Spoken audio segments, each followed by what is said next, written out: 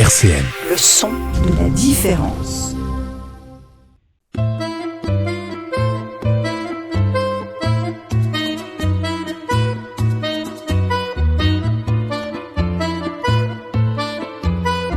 Culture partagée sur RCN. Gilles Le Sauroy. Bonsoir, c'est Culture partagée pour un nouvel épisode de la culture sur Nancy et sa région avec ce soir 3 invités dont 2 sont déjà venus à ce micro pour évoquer la préparation de la manifestation dont il va être question ce soir. J'accueille donc pour parler du festival du Haut du Livre qui se tiendra les 8, 9 et 10 avril prochains. J'accueille Léa. Bonsoir. Bonsoir Léa. Juliette. Bonsoir. Et Victoria. Bonsoir. Alors vous êtes toutes les 3 étudiantes en licence d'études culturelles à l'Université de Lorraine à Nancy. Victoria et Léa, vous êtes déjà venues au micro en compagnie de Christine Naumann-Villemain, qui sera d'ailleurs l'invité d'honneur de ce festival, on va en reparler. Mais j'aurais voulu tout d'abord, avant qu'on entre dans le vif du sujet de ce festival, que vous nous racontiez un petit peu comment il est né, comment se transmet l'organisation au sein de l'association Doxavita qui organise ce festival chaque année et dont vous êtes toutes les 3 d'éminentes représentantes. Peut-être je me tourne d'abord vers la présidente, tout seigneur, tout honneur, oui. Comme on dit. Du coup, l'association Doxavita nous a été proposée dans le cadre d'un TD au sein de notre licence, qui est donc la licence études culturelles. Donc, on avait le choix entre suivre un TD classique en suivant des cours magistraux et l'autre TD qui nous était proposé était justement l'implication dans cette association qui est Doxavita.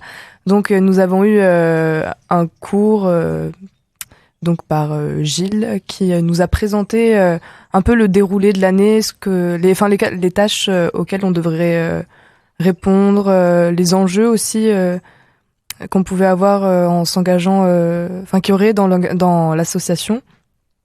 Et on va dire que tout a commencé par là. Ouais. Et certains sont restés justement après avoir été convaincus par le discours qui portait justement sur l'année, le déroulé de de la manifestation. Oui, voilà, des plusieurs manifestations. Oui, de la manifestation et des étapes intermédiaires de cette manifestation, oui, voilà. qui servent aussi un peu de galop d'entraînement et puis également qui servent à financer la manifestation, c'est ça? Oui, voilà, c'est ça. Voilà. Alors, j'imagine qu'il y a beaucoup de chemin parcouru depuis le début de l'année, depuis le mois de septembre. Peut-être pouvez-vous nous dire comment les choses se sont mises en place, comment vous avez commencé, comment vous avez programmé, voilà, comment ça s'est passé? Qu'est-ce qui veut prendre la parole? Ok. Victoria? Oui, je vais bien en parler du coup. On a eu pas mal d'aide des personnes aussi de l'année d'avant pour nous guider sur les événements qui auraient lieu dans l'année. Oui, c'est une association étudiante qui transmet le flambeau d'année en année. C'est ça. Et pour arriver jusque-là, il y a plusieurs étapes, beaucoup d'administratifs, ouais. Au niveau des papiers, pour justement déclarer les nouveaux membres, par exemple, ou même... Et après, il y aura trouver de l'argent pour financer les événements qui vont avoir lieu. Et les événements, certains, donc on a fait la Musgueule en février, qui était un événement, un festival de musique, oui. Et d'art pour les étudiants et par les étudiants. Et ça faisait partie des moyens pour financer justement le festival qui a lieu en avril. Oui.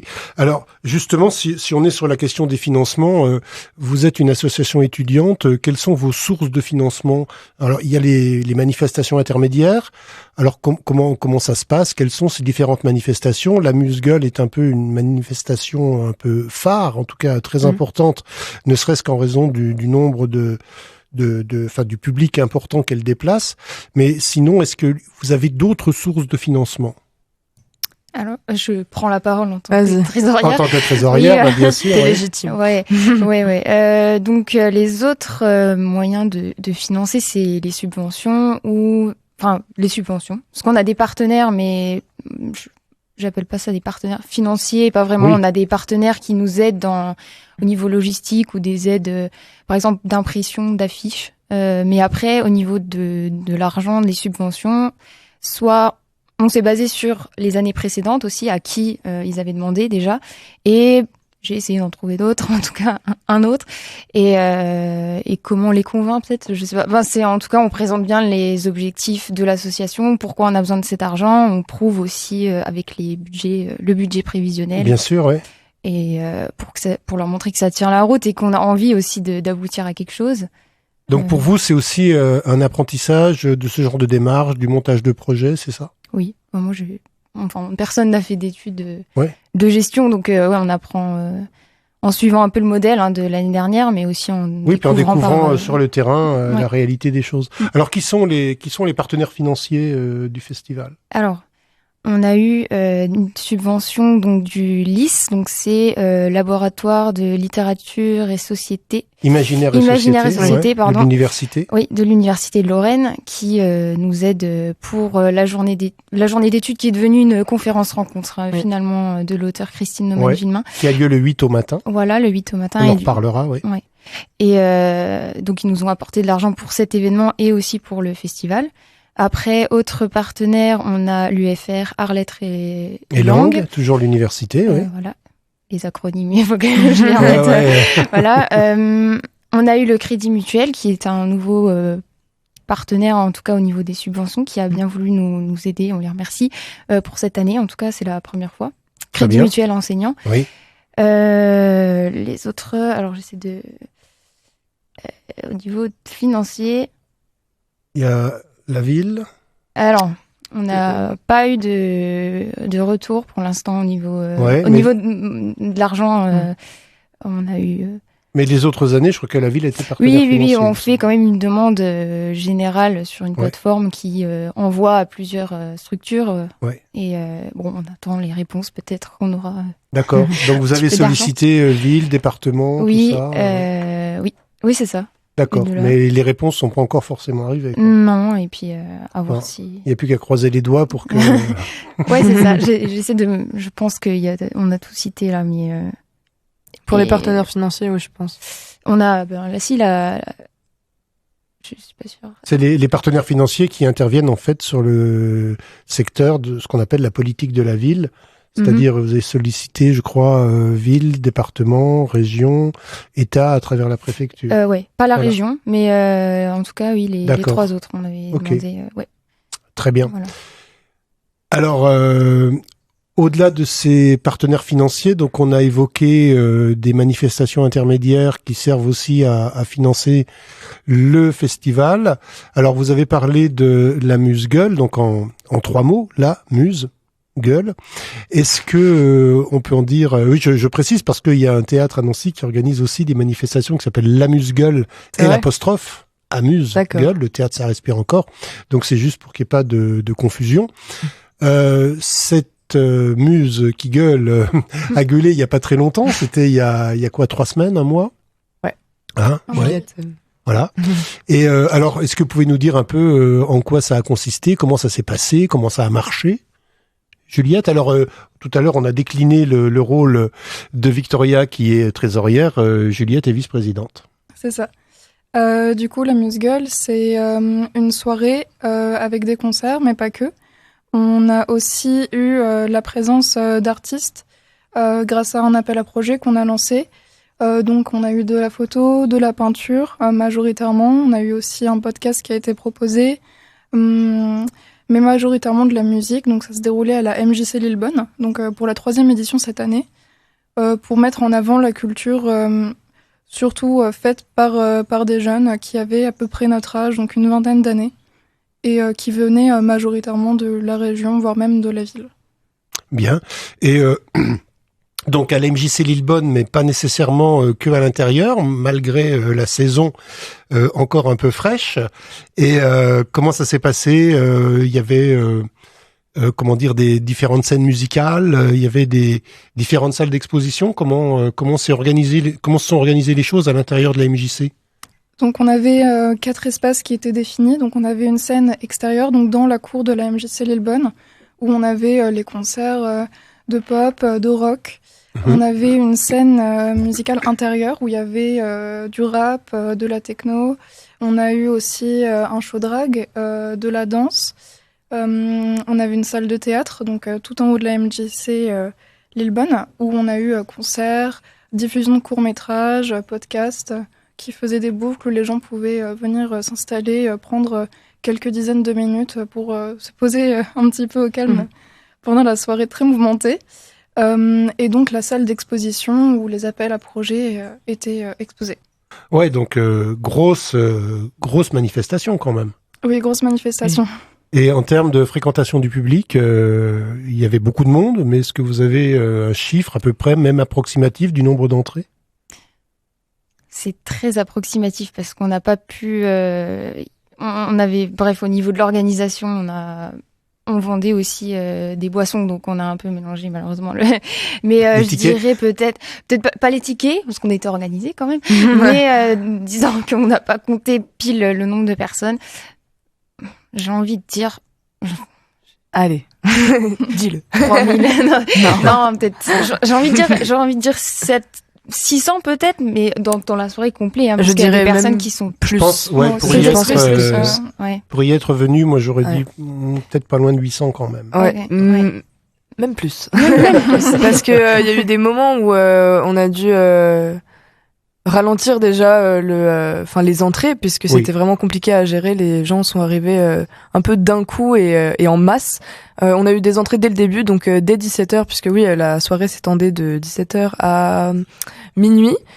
Et à partir de 17h, on a eu déjà des entrées qui se faisaient de manière assez parsemée. Et je pense qu'à partir de 19-20h, les gens arrivaient vraiment, ils arrivaient bien.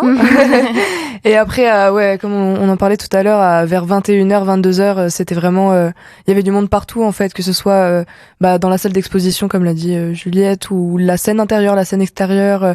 Il y avait des gens qui faisaient la queue pour la buvette, des gens qui faisaient la queue pour la nourriture. Enfin, il y avait en fait du monde vraiment partout. Ah ouais, c'était très complet, donc avec buvette, nourriture, tout était prévu. Ah oui, tout. Voilà. Bravo. D'autres manifestations ont été organisées, je crois, peut-être avec un peu moins de fréquentation de public, à un peu moins grande échelle, parce qu'on peut pas faire ça toutes les semaines, j'imagine. Si. Mais c'est bon, très bien. Non. Alors, qu'est-ce que vous avez fait d'autre en dehors de la Musgueule, en dehors des subventions, pour gagner des sous?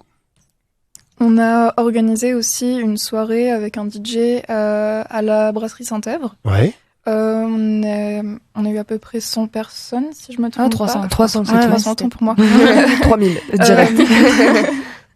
Et on fait aussi sur le campus, l'être des ventes de gâteaux de temps en temps, surtout en début d'année. Ouais. Oui, pardon. On a aussi d'autres choses comme ça qui arrivent donc un petit peu plus tard, dans quelques semaines, comme un vide dressing. Parlons-en. Ouais. Où, quand Alors, à la MDE Artem, le 26 avril, de 16h à 20h. Et ben voilà. Et donc, rejoignez-nous pour... ça sera essentiellement... donc ça sera des vêtements, et puis je pense qu'on vendra aussi des petits gâteaux en même temps pour que l'ambiance soit sympathique. Ouais. C'est en partenariat, du coup. Oui, voilà, en partenariat. Au Crous, Lorraine qui nous a proposé aussi de mettre ce vide dressing à cet endroit. Très bien, très bien. Et donc, l'argent collecté à l'occasion de ce vide dressing sera aussi, j'imagine, pour l'association Doxavita et l'organisation de futurs événements ou éponger les déficits. Non, il n'y a pas de déficit. Je ne dirai rien. Bon, en tout cas, c'est au profit de l'association Doxavita qui organise donc ce festival sur le quartier du Haut-du-Lièvre depuis plusieurs années. Mais avant d'arriver encore à présenter ce festival, je voudrais que vous nous disiez un petit peu qu'est-ce que ça représente pour vous dans votre vie étudiante, parce que c'est quand même un moment très fort, c'est très chronophage, c'est un gros investissement. Comment vous vivez ça? Qu'est-ce que vous en retirez? Racontez-nous un peu. Qui veut parler en premier? Chacun son tour. Bah ça y est, Léa, t'avais commencé. Hein. Ok, Oui. je crois que c'est moi. Alors, en tant que présidente, je mets beaucoup je mets beaucoup d'affect dans cette association parce que ça me tient énormément à cœur en fait. Enfin, tous les projets qu'on a pu proposer, que ce soit de la vente des gâteaux jusque le festival qui est un peu la consécration de cette année avec, de Doxa Vita en fait finalement. Tous les projets depuis le début de l'année me tiennent à cœur puisque donc c'est un mélange entre partager justement la culture, partager des artistes locaux qui sont pas encore justement très connus, enfin mettre en avant des activités dans le quartier du Haut-du-Lièvre aussi, permettre aussi de faire d'avoir un contact avec les enfants parce qu'on fait des ateliers justement dans les classes du quartier, dans les écoles du quartier, oui. Donc l'aspect un peu didactique, l'aspect culturel, surtout le contact, encore une fois le partage.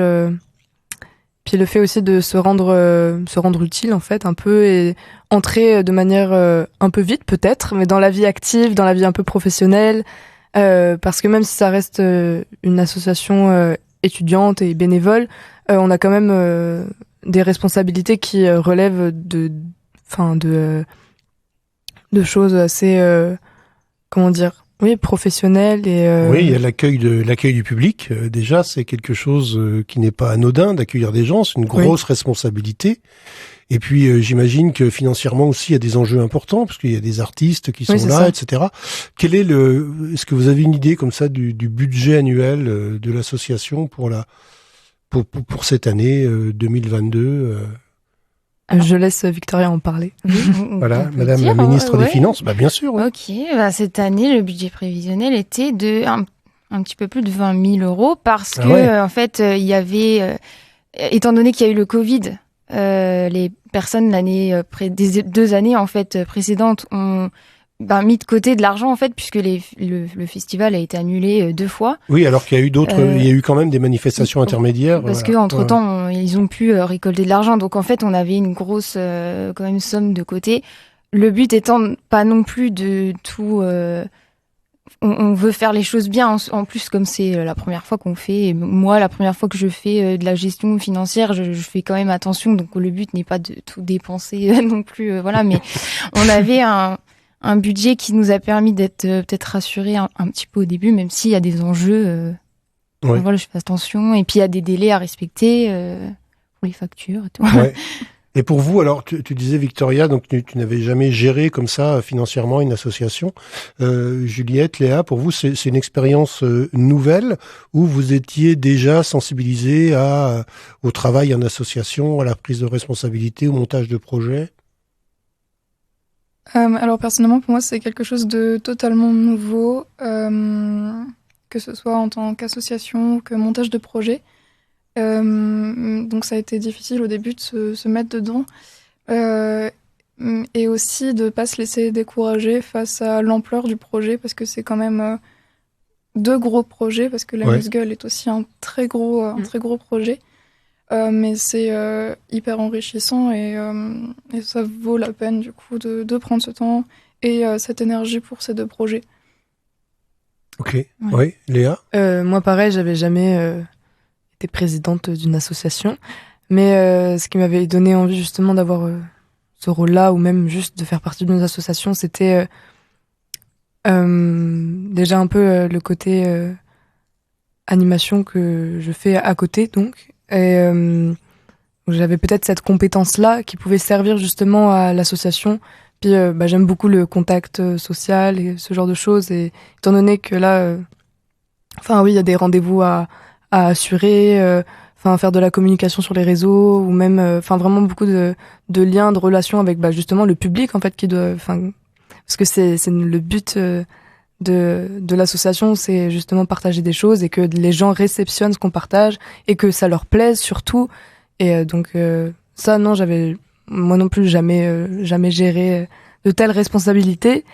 Et oui, comme l'a rappelé Juliette, la Musgueule est un aussi gros projet que le festival de littérature jeunesse, le Haut du Livre.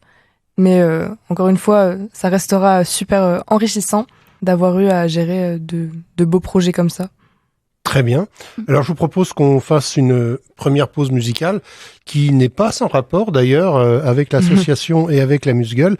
On va écouter cette proposition de programmation et puis je laisserai Juliette désannoncer ce morceau. C'est ça le mot.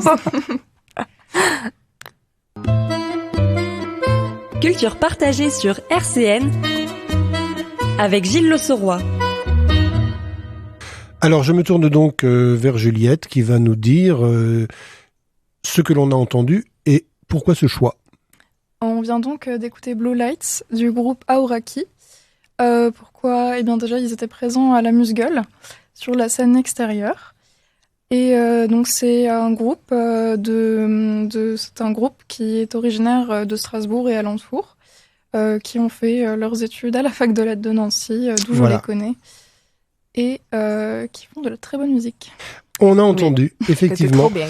Et donc tout le festival, c'est pas un festival, c'est la soirée, la Musgueule, la manifestation, vise à promouvoir des talents étudiants et uniquement, ou également d'autres formes de création artistique.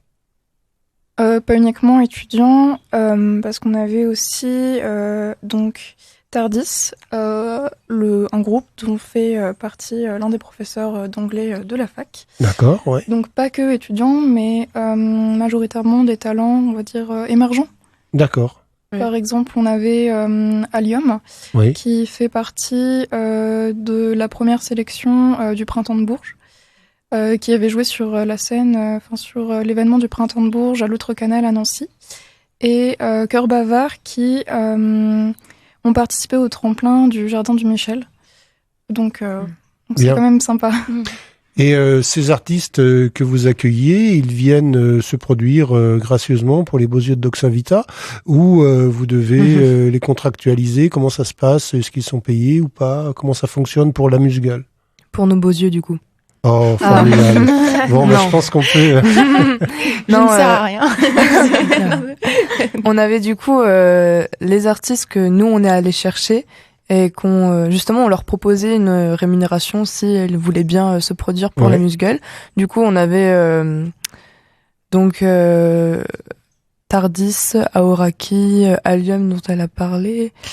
On avait aussi Cœur Bavard, Mercure, le Manche-Balle. Et dites-moi si j'en ai oublié. Il y a Orchid aussi. Orchid, je l'ai dit? Non. Ok, Je ne sais d'accord. Ah oui, j'ai dit Mercure. Ouais. Ah là là. Ok, oui, et je crois que c'était tout dans les artistes en tout cas qu'on rémunérait. Ouais. Et après, donc, Juliette en avait parlé aussi tout à l'heure, on a lancé un appel à projet et qui était vraiment... qui était assez ouvert, on demandait pas à ce que ça soit que des étudiants ou des étudiantes, mais c'était toute personne dotée d'un talent qui voulait le montrer justement... qui voulait faire partager ce talent à la Musgueule et on a eu justement de la danse, donc de la danse orientale d'un groupe qui s'appelle Sanpai, Kanpai, ok. Et le groupe est constitué finalement à la Musgueule, il y a eu que une des deux danseuses qui a pu venir et cette danseuse là est aussi prof de danse en parallèle, donc ce n'est plus du tout une étudiante et Ouais, et là l'objectif c'est de promouvoir là encore des talents émergents. oui voilà, c'est ça. Ok, très bien. C'est le but. Très bien. Alors, je voudrais qu'on passe aussi à un autre aspect de l'activité de l'association Doxavita, parce que même si l'amuse-gueule et le haut du livre sont les parties les plus visibles de l'iceberg, comme on dit, il y a aussi tout un travail tout au long de l'année qui se fait sur le quartier avec des jeunes, notamment en partenariat avec les établissements scolaires. Est-ce que vous pouvez nous dire un mot de ce travail que vous développez avec les jeunes du quartier? Sous quelle forme, quelle fréquence Alors, donc tout d'abord, donc la première étape, ça a été de contacter les écoles, les acteurs du quartier, comme les Francas, par exemple. Ouais, l'association Franca, ouais. Asa et Franca. Asa et Franca, parce que c'est c'était bon. pas la même chose. Et... Ouais. Il y a aussi la médiathèque. Oui. Donc ensuite, une fois qu'on est en contact avec eux, on leur propose une liste d'ateliers qu'on a préparés entre nous qui tournent autour de la littérature. Et en fonction des ateliers qu'on leur propose, ils vont ensuite en accepter ou pas, ou nous faire de nouvelles propositions. Et donc nous, ensuite, une fois que ça s'est fait, on va dans les écoles ou dans les autres établissements pour réaliser ces ateliers avec les enfants. Et alors, quel type de propositions sont faites quels sont précisément les ateliers que vous développez? C'est autour de la lecture, de l'écriture ou au-delà de ça? Alors, ça peut aller au-delà de ça, dans le sens où on avait 2 ateliers qu'on proposait, enfin, oui, en tout cas, là, j'en ai 2 en tête, autour d'une espèce de reconstruction. Par exemple, on avait donc un atelier réécriture de contes qui a pour but donc de prendre un conte que tout le monde connaît, enfin dans l'imaginaire, et de le décortiquer et de le réécrire en fonction justement de notre société d'aujourd'hui, d'améliorer justement certaines choses, enfin qui pourraient poser problème actuellement au sein de ces anciens contes, ce genre de choses. Par exemple. Alors, j'ai pas eu d'atelier réécriture de contes, mais ce qu'on pouvait proposer, c'est par exemple prendre... Quand tu dis des choses qui posent problème dans notre société, tu veux parler par exemple de l'image de la femme dans les contes, oui, ou voilà. L'image de personnages féminins par exemple, c'est ça? Oui, par exemple. La Belle au bois dormant. Oui. Qui à la fin par exemple se fait réveiller par un baiser, et aujourd'hui ça pourrait être re-questionné par rapport au consentement tout simplement d'embrasser quelqu'un quand il est endormi, et justement c'est des choses du coup qui sont hyper intéressantes pour les enfants, que de justement prendre du recul sur ce qu'on leur donne en fait à lire, parce que c'est des contes qu'on continue de lire aux enfants, je pense. Et du coup, c'est toujours intéressant de déconstruire déjà dès le plus jeune âge des choses qui pourraient être intériorisées après coup et non remises en question. Oui. Et c'est très intéressant, je trouve. Et on avait fait justement un atelier avec Juliette, donc chez Asa et Franca, autour du personnage et du récit. Et on s'est plus attardé sur la question du personnage. Et le but, en fait, était de... pareil, encore une fois, que les enfants aient un réel... soient vraiment acteurs de leur atelier, déjà. Et la première séance, on l'a dédiée déjà... on leur demandait de choisir un personnage, un héros ou une héroïne qu'ils aimaient énormément. Donc, on a pu avoir Mickey, Naruto, la Reine des Neiges. On avait Blanche-Neige aussi. Et à partir de ces personnages-là qu'ils aiment tant, ils devaient trouver justement pourquoi ils les aimaient, pourquoi justement ils se représentent un peu en eux, enfin qu'est-ce qui fait que ça les touche. Et en fonction de ça, on est parti... on a découlé sur, par exemple, les différentes qualités que peuvent avoir des personnages. On a justement aussi... parler de qualités qu'ils ne connaissaient pas encore, comme l'empathie, la générosité, le fait d'être serviable. Il y avait des choses, des qualités qui étaient un peu obscures pour eux, et du coup ça a permis, à partir du personnage à l'origine, de déconstruire un peu justement ce que sont les qualités, les défauts, qu'est-ce qui est bon de faire, qu'est-ce qui est moins bon de faire.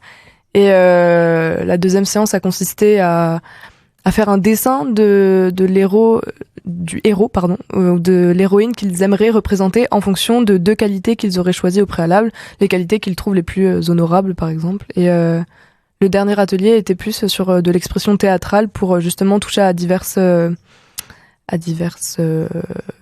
méthodes, pratiques, pour que tout le monde s'y plaise un petit peu. Donc là, pareil, ils devaient reprendre un personnage qu'ils aimaient beaucoup et faire des petites mises en scène autour de...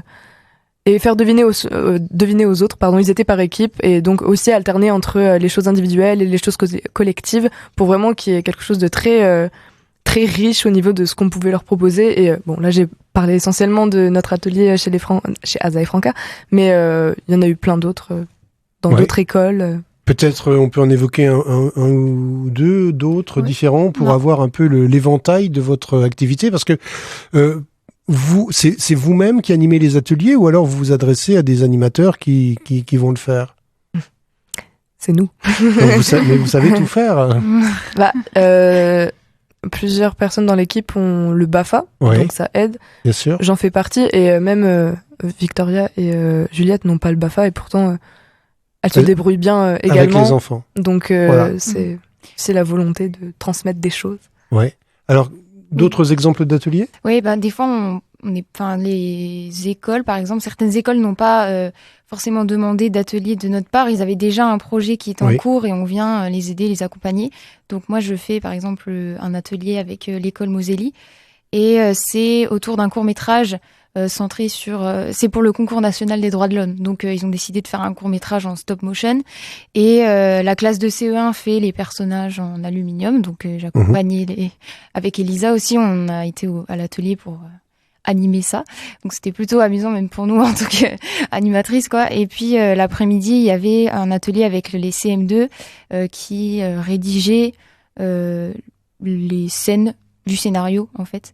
Et là, moi, j'avais pas un animateur ou une animatrice avec moi, mais il y avait l'enseignant qui était là pour les 2 classes, en fait. Donc, j'étais pas non plus toute seule, on n'était pas toute seule, on avait un soutien quand même pour gérer des fois les élèves, mais ça se passe bien, moi j'aime bien. Ça fait, oui, c'est vrai que ça nous apprend beaucoup de choses, finalement, l'association, parce qu'on se retrouve aussi à animer des ateliers avec des enfants. C'est pas forcément... quand on s'inscrit en études culturelles, on se dirige pas forcément vers ça, et au final, ça fait partie aussi des publics qu'on va toucher sûrement. Enfin, en tout cas, les événements qu'on organise, c'est pour tout public, je pense, j'espère. Et du coup, c'est bien aussi de voir comment ils réagissent aussi. Mais néanmoins, la littérature de jeunesse occupe une place quand même relativement importante dans votre formation, dans votre parcours. Oui, il y a des cours dessus, mais ça reste assez large, donc finalement, on a... Oui, ce qui explique que ce soit, c'est complètement connecté quand même à votre parcours de formation. Oui, quand même. Oui. À la fois je parlais niveau professionnel, on se projette peut-être pas tous à faire... Oui, à travailler avec les enfants, mais au moins, vous êtes dans la réalisation d'un événement, quoi, d'un événement culturel. Mais dans la pratique du milieu culturel, totalement. Voilà. Mais alors, c'est dense, là, on s'en rend compte de plus en plus. Ça vous laisse quand même le temps de conduire normalement vos études, ou ça... On verra bien. C'est ça. Oui, on approche bientôt de la période des examens, là, en plus, je crois. Effectivement. Non, j'ai dit, j'ai cassé l'ambiance, là, on va parler d'autre chose. Non, en vrai, j'aimerais quand même dire un petit mot dessus. Oui, c'est très très dense, et du coup, il faut forcément faire des choix et des sacrifices quand on s'engage autant dans une association oui, bénévolement, il faut le dire, bénévolement, oui, parce que vous payez les artistes que vous invitez, mais vous n'êtes pas rémunérés. Non. Donc, mais c'est pour ça que ça demande quand même certains sacrifices, que ce soit au niveau des études ou même de la vie personnelle. Et même, il y en a dans l'association qui ont des jobs, par exemple, à côté, d'autres qui sont au conservatoire, donc Victoria et moi, ou même Lisa. Et donc on a toutes et tous des choses à côté à gérer également, et c'est vrai que l'association prend une part quand même conséquente dans tout ça, et même prépondérante. Et c'est un choix peut-être qu'on n'avait pas conscientisé en début d'année, justement quand on s'est lancé dans l'aventure.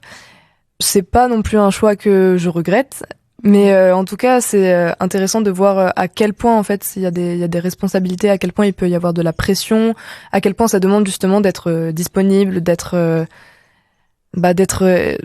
tout le temps focus sur les événements, sur tout en fait, sur l'association de manière générale. Il n'y a pas de période justement de vacances pour l'association. Comme il pourrait y en avoir à la fac ou même au conservatoire ou même dans les jobs de temps en temps. Ouais, ce sera après le festival, les vacances. Oui, voilà, c'est ça. Ouais. Mais pour faire tout ça, vous êtes combien dans l'association ? Alors, on n'a pas recompté parce que malheureusement, on a des On en personnes perd tout le temps. qui ont dit au revoir, bon, pour des raisons personnelles, mais Au revoir ou adieu ? adieu. On les salue quand même. Voilà, oui, bien sûr. Oui. Non, là, j'aurais dit 10, mais je suis pas sûre. Oui, J'ai c'est la ça, louche. c'est 10. Ah, on est 10. Oui, Bah, voilà, 10. un chiffre juste. Ouais. C'est rassurant pour une trésorière. Oui, voilà. Non, mais oui, voilà, on est 10. Donc, ce qui fait que... C'est plus facile à compter que 800 personnes qui entrent oui. à la Musgueule. C'est ça. Bon. Mais ça apprend aussi, je pense, à gérer aussi les relations humaines, et c'est très intéressant et enrichissant parce qu'on est... En fait, à la fac, en plus, il y a eu le Covid, donc on s'est pas tous rencontrés depuis la L1. Il y a des nouveaux qui sont arrivés entre-temps, etc. Donc on se connaît quasi pas en fait au début de l'année. Donc là, en un an, on doit faire 2 événements qui sont assez conséquents. Donc en fait, ça fait que il faut communiquer. C'est pas toujours facile, et du coup, on apprend ça. Et je pense qu'on peut être content, en tout cas pour l'instant, et on a hâte de voir ce que ça va donner ce festival justement, et montrer que on a réussi à s'entendre et à faire des choses bien. Tous à ensemble. venir au bout de... Bien, Voilà. ouais, surtout que ça fait, en raison de la pandémie, ça fait 2 ans qu'il n'y en a pas eu. Donc c'est quand même une manifestation qui est attendue sur le quartier, qui a eu les années passées beaucoup de succès. Donc c'est bien et c'est rassurant de voir que les choses continuent et que les soutiens aussi continuent et que ce festival va avoir lieu. Donc les 8, 9 et 10 avril. On va en parler maintenant plus précisément, mais je vous propose une nouvelle pause musicale dont le choix, cette fois, appartient à Victoria. Culture partagée sur RCN avec Gilles Le Sauroy. Et avec Victoria qui va nous dire d'où vient ce choix musical. Alors c'est Def et Rita, Quand tes bras me serrent. Et Rita est une amie à moi de master, puisque je suis âgée. C'est ce qu'on a compris pendant cette pause musicale. Non, mais voilà, je suis contente de présenter ça en tout cas. Eh ben voilà, il faut en profiter, faire entendre les copains, et qui d'ailleurs connaissent un beau succès puisqu'ils ont fait la première. Oui, la première partie de Kenji Girac. Si je ne me trompe pas, j'ai vu ça sur Facebook, donc normalement c'est. Eh ben voilà. Donc, bravo à eux. Bien. Donc nous continuons à évoquer ce festival en compagnie également de Léa et de Juliette.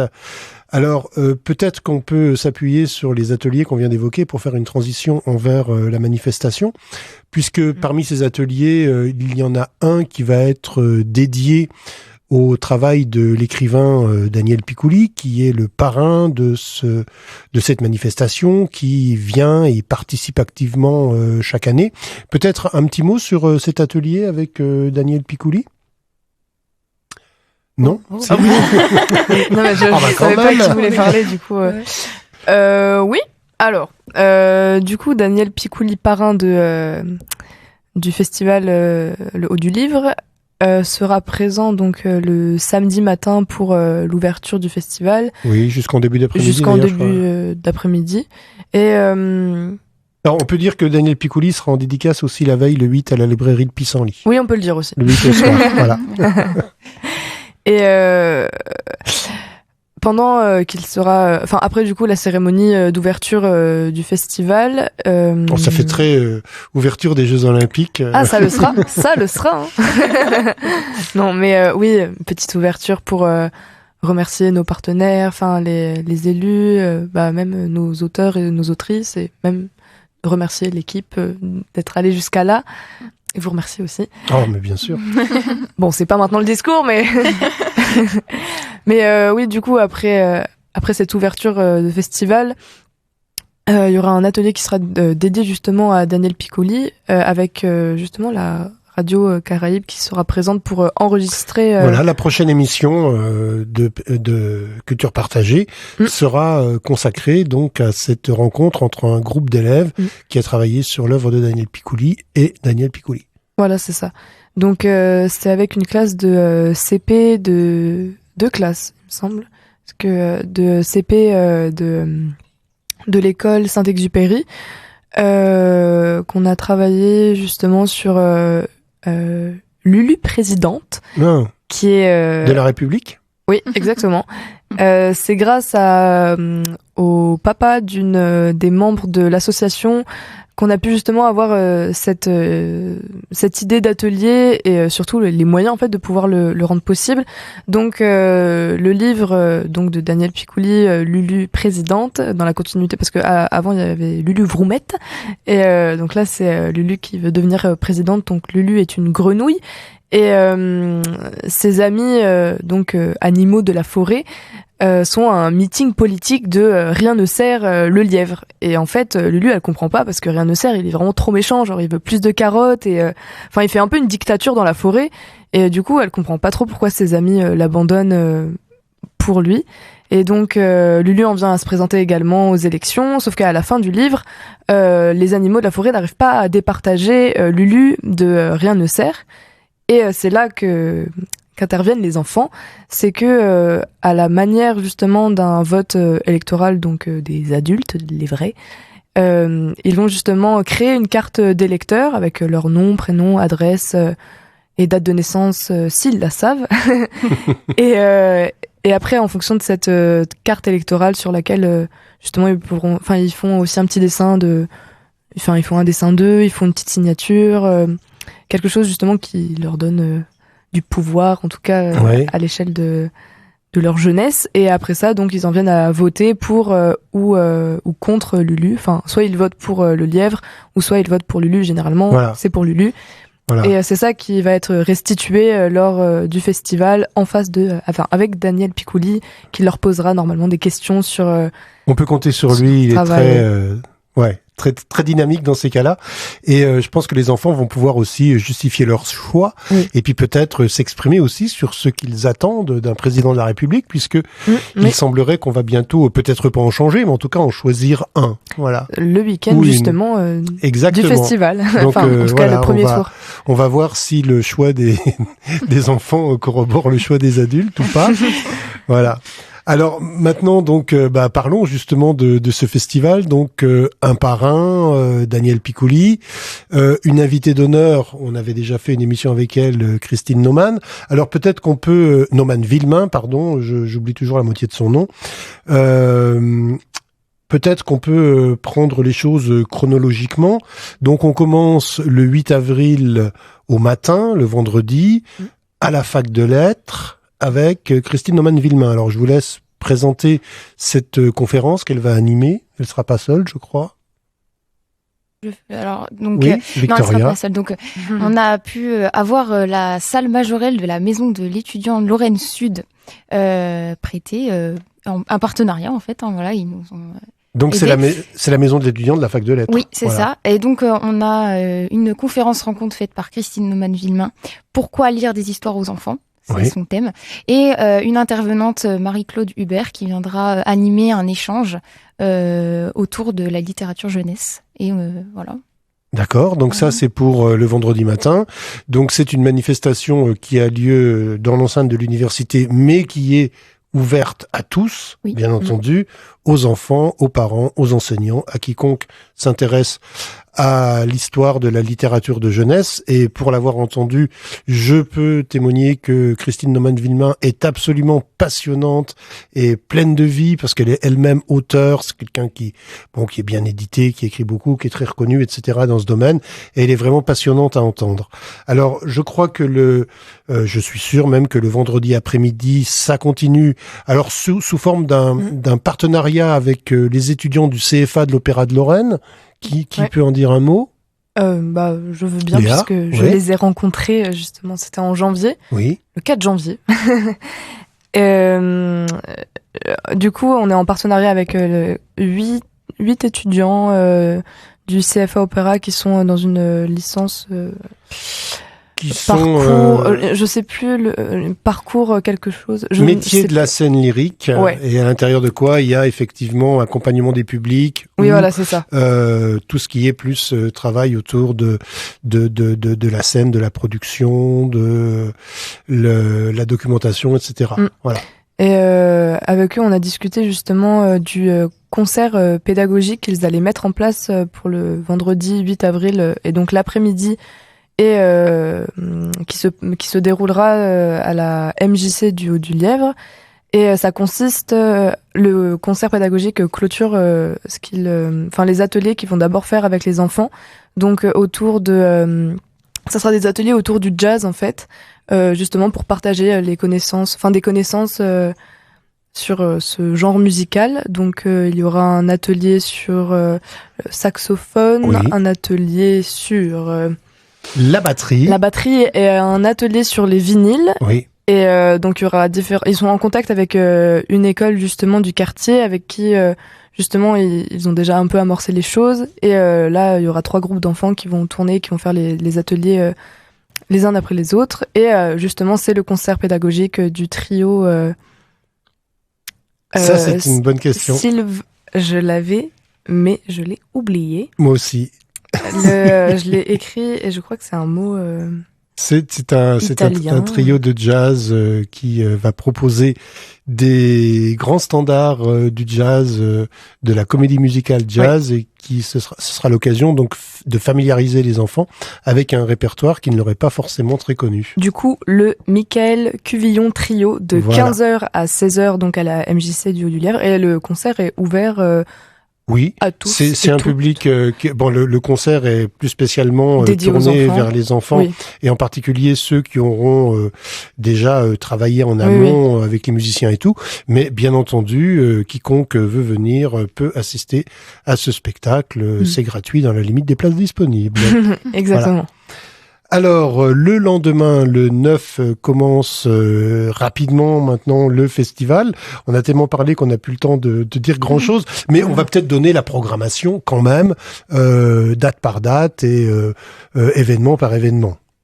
Tu as 1 minute, Juliette.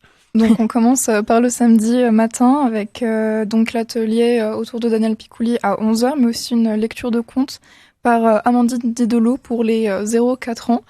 L'après-midi, on a un atelier avec Christine Neumann-Villemain, qui, je rappelle, est l'invitée d'honneur de ce festival. Un atelier avec l'auteur Didier Zanon, des ateliers avec le réseau Jardin Participatif, mais aussi, l'heure est à définir, un atelier avec l'association Femmes Actives. Et pour clôturer cette première journée, un spectacle proposé par la compagnie Bulle de Rêve à 17h30. Pour le dimanche 10 avril, donc on commence le matin avec 2 ateliers, donc un de Sandra Poirot-Shérif et un autre proposé par les éditions Chocolat. L'après-midi, on retrouvera Christine Neumann-Villemain une nouvelle fois pour un atelier d'écriture cette fois-ci, une lecture de contes de Catherine Vernier. Et une fois encore, on clôture cette journée avec un spectacle de la compagnie Bulle de Rêve et un grand jeu pour les enfants, le grand jeu du Diplo-Dodo à 15h le dimanche. Et bien voilà, je crois que tout est dit. Merci d'avoir exprimé tout ça de manière très claire, concise et précise. Évidemment, on peut retrouver toutes les informations sur le site de Doxavita.